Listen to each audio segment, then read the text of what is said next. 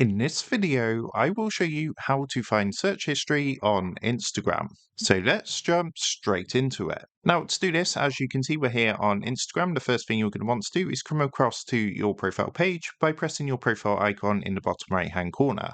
Next, what you need to do is come up to the top right-hand corner and press onto the three lines to open up your settings and activity. From here, what you want to do is come up to the top and press onto Account Center.